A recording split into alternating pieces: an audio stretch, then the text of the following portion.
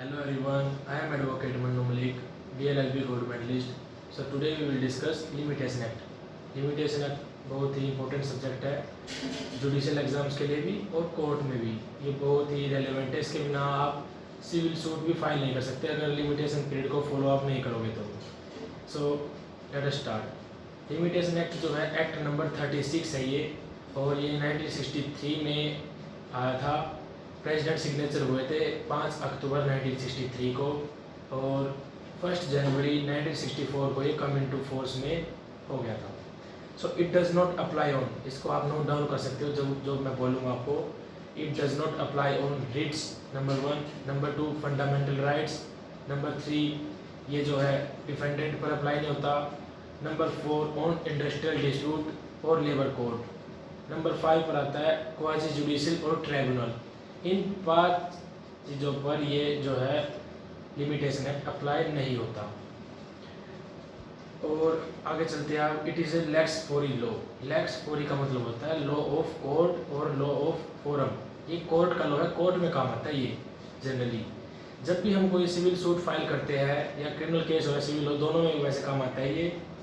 CrPC में कुछ provision भी है लिमिटेशन एक्ट के रिगार्डिंग, बट जो ओवरऑल जनरली हम फॉलो करते हैं सिविल केसेस में, और जहाँ पर सीआरपीसी में जिन टॉपिक्स के ऊपर लिमिटेशन एक्ट नहीं बताया गया वो वहाँ पर लिमिटेशन एक्ट ही फॉलो होगा उस चैप्टर को छोड़कर।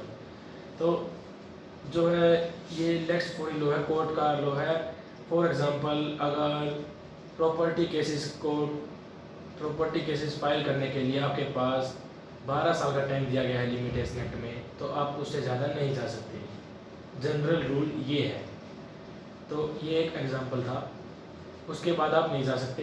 सेक्शन 5 लिमिटेशन एक्ट में वो आगे हम बात करेंगे कंडोनेशन ऑफ डिले की, कि भाई हम कोई सफिशिएंट अगर रीज़न बता देते हैं कोर्ट को तो हम रिक्वेस्ट कर सकते हैं कि भाई हमें 12 साल के बाद भी आगे टाइम दिया जाए, रिक्वेस्ट डाल सकते हैं, वो अलग बात है। लेकिन मैं जनरल रूल की बात कर रहा हूँ। तो आगे चलते हैं। It is A exhaustive law. Exhaustive है ये अपने आप में कंप्लीट है।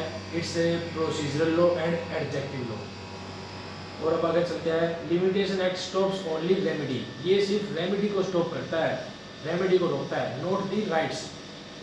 That is person can have remedy by extra judicial manner. आप एक्स्ट्रा जुडिशियल मैनर से अपने आप राइट्स को मतलब कि फुलफिल करा सकते हो। फॉर एग्जांपल किसी ने आपके पैसे देने हैं, और जो लिमिटेशन पीरियड में मनी रिकवरी के केस के लिए जो टाइम दे रखा ना, उसके बियॉन्ड आप कोर्ट में नहीं जा सकते। फिर आप ये नहीं है कि आपका जो राइट है वो खत्म हो गया, आप एक्स्ट्रा जुडिशियल मैनर से फॉर एग्जांपल आप पंचायत कर सकते हो, ये एक्स्ट्रा जुडिशियल मैनर हो गया। या 1 to 1 आप उस पर्सन से बात कर सकते हो, रिक्वेस्ट कर सकते हो, नेगोशिएशन कर सकते हो। उन सब तरीक़ों से आप अपने पैसे निकलवा सकते हो, बट आप कोर्ट में नहीं जा सकते जो टाइम पीरियड निर्धारित कर दिया गया है। जो लिमिटेशन एक्ट है वो बहुत सिविल एंड क्रिमिनल मैटर दोनों में अप्लाई होता है, हमने बात कर चुके हैं। एक्ट डिवाइडेड इनटू 2 पार्ट्स, ये 2 पार्ट्स में डिवाइड करा गया है। इसमें 37 टोटल सेक्शन है, और जो इसमें 137 आर्टिकल्स है। अब बात करते हैं व्हाट इज लिमिटेशन। आप हेडिंग बना सकते हो, what is limitation. It is A restriction, restriction लगाना, रोकना। Restriction on taking legal action beyond a certain prescribed time period. Restriction on taking legal action, legal action लेने से रोकना, beyond a certain prescribed time period, एक time period से आगे नहीं जा सकते आप। जो लॉ ने बोल दिया भाई इस केस के लिए आप मनी के लिए 3 साल, फॉर एग्जाम्पल की बात है, प्रॉपर्टी के लिए 12 साल, तो आप उससे आगे नहीं जा सकते। उतना उस टाइम के अंदर ही करना पड़ेगा। लॉ उसी को प्रोटेक्ट करता है जो विद इन टाइम रह के अपने जो है राइट्स क्लेम करता है। अब आगे चलते हैं। ऑब्जेक्ट क्या है इस लॉ का। एन एक्ट, अब इसका जो ऑब्जेक्ट पढ़ोगे, an act to consolidate and amend the law for the limitation for the suit and other proceeding and for purpose connected therewith. अब आगे चलते हैं। Limitation act is based on 2 Latin maxims. ये 2 Latin मैगजीम के ऊपर जो है लिमिटेशन एक्ट पूरा बना हुआ है। फर्स्ट है इंटरेस्ट रेप्लिका उत सित फिनिस लिटम। इंटरेस्ट रेप्लिका उत UTSIT फिनिस FINIS लिटम। इसका ये एक लैटिन मैगजीम है। इसका मैं आपको मीनिंग बताऊंगा। It is in the interest of state that there should be an end to litigation. मतलब कि हर लिटिगेशन का कोई ना कोई एंड होना चाहिए। अगर ऐसे केस चलते रहेंगे तो ये पीढ़ी दर पीढ़ी अगर चलते रहेंगे तो आगे जनरेशन भी मतलब इसी काम पे लगी रहेगी, कोर्ट केस में उलझ के रह जाएंगे, है ना। तो हर केस का एक टाइम पीरियड होना चाहिए। अगर आप with in time period case अपना दायर नहीं करोगे कोर्ट में तो ये माना जाएगा कि आपको वो रेमेडी चाहिए ही नहीं। और जो सेकंड लीगल मैक्सिम है, लैटिन मैक्सिम, वो है vigilantibus non dormientibus jura subvenient, SUBANIENT. Law only assists those who are vigilant about their rights and not assist those who sleeps over their rights. जो हमने पहले बात कर चुके हैं, लॉ सिर्फ उनकी मदद करता है जो अपने राइट्स पर सोते नहीं है, जो एक विजिलेंट पर्सन होते हैं, एक्टिव पर्सन होते हैं, जो अपने फाइट करते हैं राइट्स के लिए, अपने जो भी उनको चाहिए उसके लिए। लॉ सिर्फ उनकी मदद करेगा। ये नहीं कि 12 साल का टाइम है तो आप 12वें साल की वेट करोगे, नहीं। आपको कॉज ऑफ एक्शन अराइज होते ही कोर्ट में केस अपना जो है दर्ज करवाना है, जितना जल्दी हो सके उतना जल्दी। अदरवाइज वो आपके लिए नुकसानदायक होता जाएगा। कोर्ट आपसे पूछे कि आपने टाइम पर केस क्यों नहीं दर्ज किया। सो ये करंट लिस्ट जो है हमारे कॉन्स्टिट्यूशन में, जैसा कि आप सभी लॉयर्स को पता है, 3 लिस्ट होती है।